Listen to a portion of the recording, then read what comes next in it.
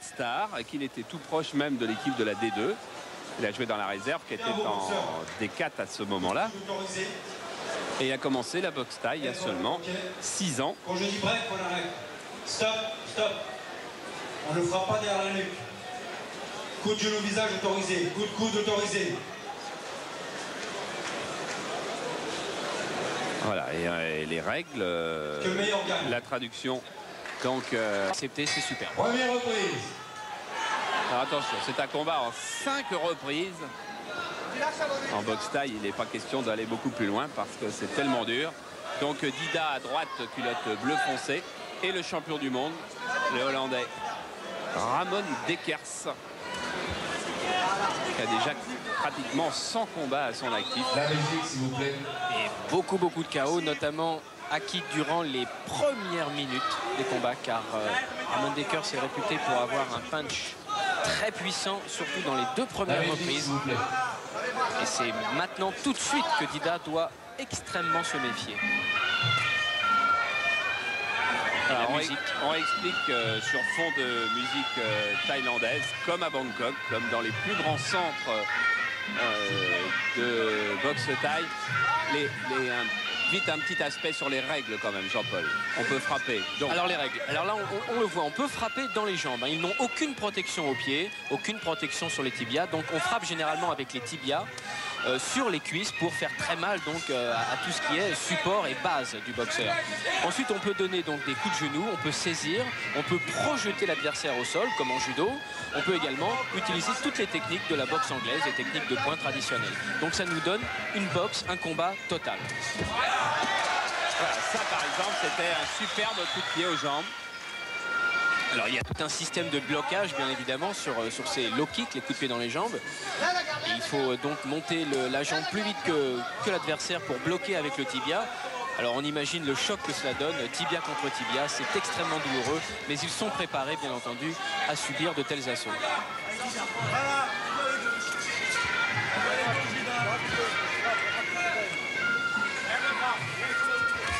Alors, Ramon Dekers comme Dida ne possède pas un style très rapproché, c'est-à-dire qu'ils ne sont pas vraiment férus de corps à corps et de projection. Et c'est tant mieux car la boxe thaïlandaise, à mon avis, est beaucoup plus belle lorsqu'elle se fait à mi-distance. Là, pour le moment, on est encore dans une phase de préparation, avec beaucoup de coups de pied, peu de coups de poing.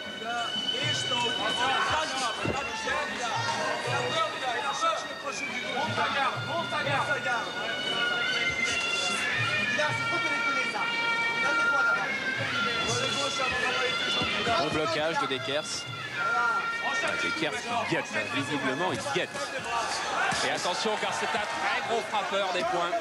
Et son arme, c'est le crochet du gauche.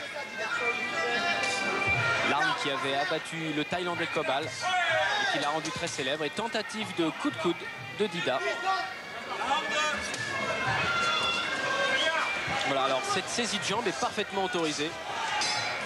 Voilà, et avec un enchaînement derrière. Il a un petit peu plus de rythme, Dida. La bouteille d'eau, Léon. Moi, regarde, il cherche que le crochet de gauche. Hein? Bouteille d'eau, Léon. Sur la tête. De l'eau. Voilà, c'est ça.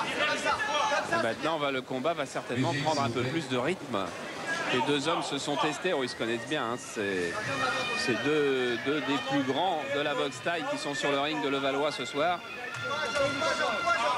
Il y a une très grande marque au tibia de la jambe droite de Dida. C'est assez inquiétant car ça peut lui donner une faiblesse à l'impact et également lors des blocages.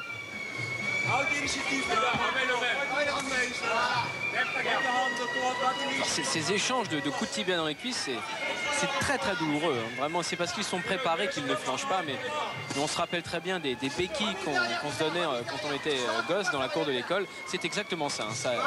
Ça choque très fort le quadriceps. On a vu une tentative de coup de coude de Dida sur Dekers. Là, un déséquilibre.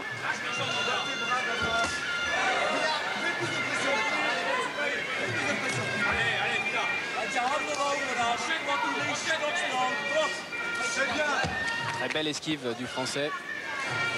Coup de pied direct. Coup de pied direct, beaucoup utilisé par Dida pour tenir Dekers à distance. C'est un bon moyen de cadrer également.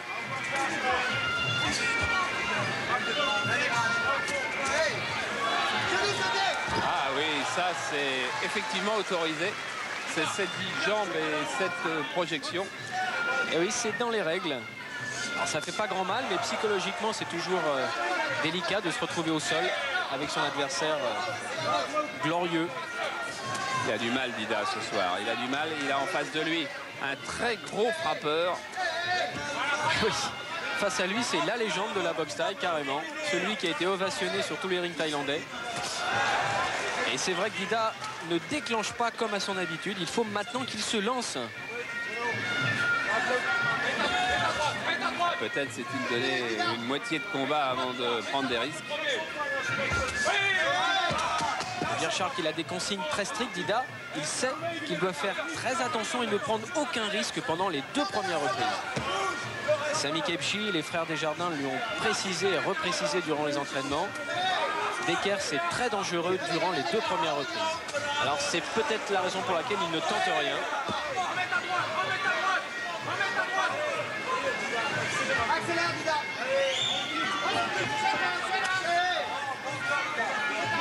Il devrait plus utiliser son point avant et sa jambe pour tenir le Hollandais à distance.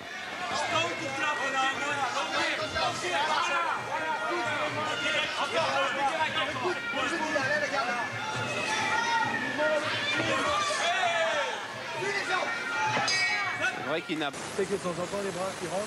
Oui. Les jambes elles suivent pas. Hein? Essaye de suivre la jambe. Parce que les bras de temps en temps tu fais des gauches droites, ça rentre. Suis avec la jambe arrière. C'est les jambes avant. Hein, Dida? Voilà, comme ça, avance ici, avance,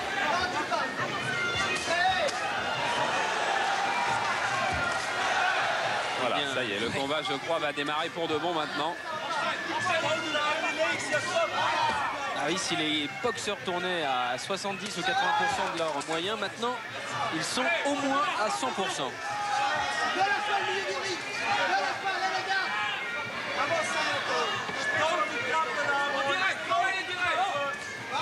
Mondecker qui prépare son crochet du gauche.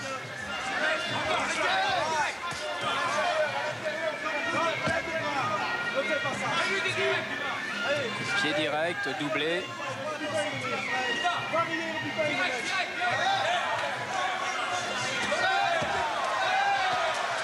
Ça, c'est ce que Dida doit faire plus souvent.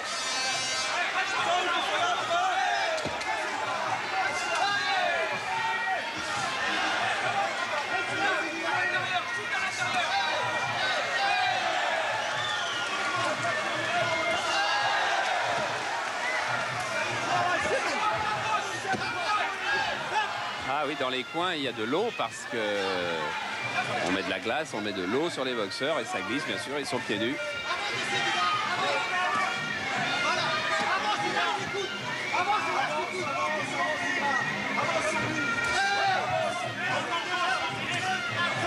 Et le kick très puissant de Dekers.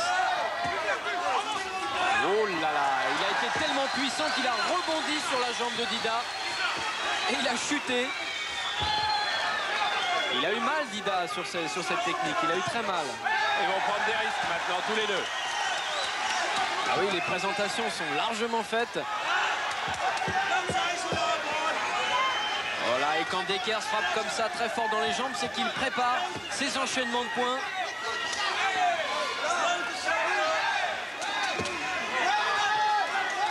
Ah, attention, blessure, non, de Dekers. Et si c'est l'arcade qui s'est rouverte, le match n'ira pas à son terme. Blessure de Dekers, coup de théâtre. Voilà, c'est au front, la blessure va être difficile à arrêter.